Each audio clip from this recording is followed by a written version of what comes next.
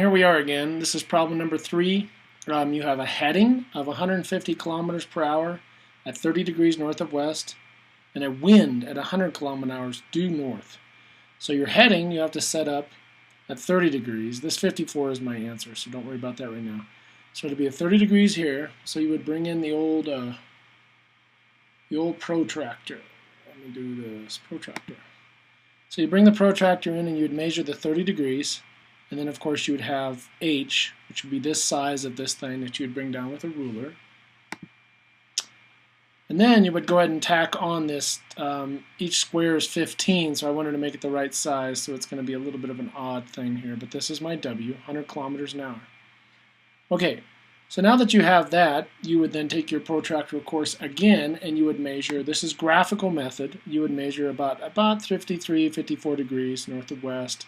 And then I actually measured this line with a ruler, and I came up here and I saw how many squares it was, about 14.8. And a 14.8 times 15 is 222 kilometers an hour. Now, let's look at how that compares to the correct answer. Correct answer is here. 217 at 53.4. So that's really pretty good, doing it on graph paper. But we can do better by doing it algebraically. So what are we going to do algebraically? Well, we're going to break this bottom triangle, if you can see, into the black and the red arrow. That's the bottom triangle. And then the top triangle is just the W. So you don't really have to worry about that component. So you have to have those three components basically in your table. So let's look at our table. Okay, algebraically solving, we got to have our horizontal components and our vertical components. Well, if you look at the vectors, you know that h, and I had to do that by solving the h triangle using SOHCAHTOA. So you look at this right here, you know that this is the sign opposite whatever, so you have to solve that thing. So let me see, I don't think I have that. So right here, if you pull that out, you know you've got 150 here, 30 degrees, 150 sine, 75, that goes in for the vertical, and then 150 cosine is a negative 129.9, and that goes in for your horizontal. So hopefully that helps you solve that. Then if you look at the other triangle here, the W, well, it's not a triangle, it's just a vector. You know that's 100 up, so it's only going to have 100 here and 0 there.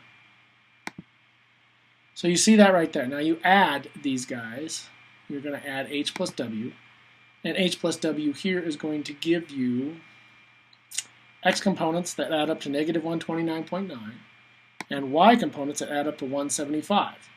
Well, you guys know you have to do the Pythagorean theorem to find this course vector here. Course vector is the blue one, right? That's the hypotenuse. So let's do that square root. Square root of here is negative 129, a squared plus b squared, c squared square root. Now notice, if we compare that to our correct answer, which we have here, it's 217.9. We got it. Right on the button, okay? And then we're going to have to do the tangent. And I haven't computed that yet, so I need to pause the video.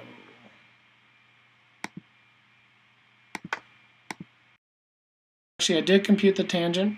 Remember, you have to take the opposite, which is this over, it's OA, T-O-A. So opposite over adjacent, and then you take the arctangent of it, and you get negative 53.4.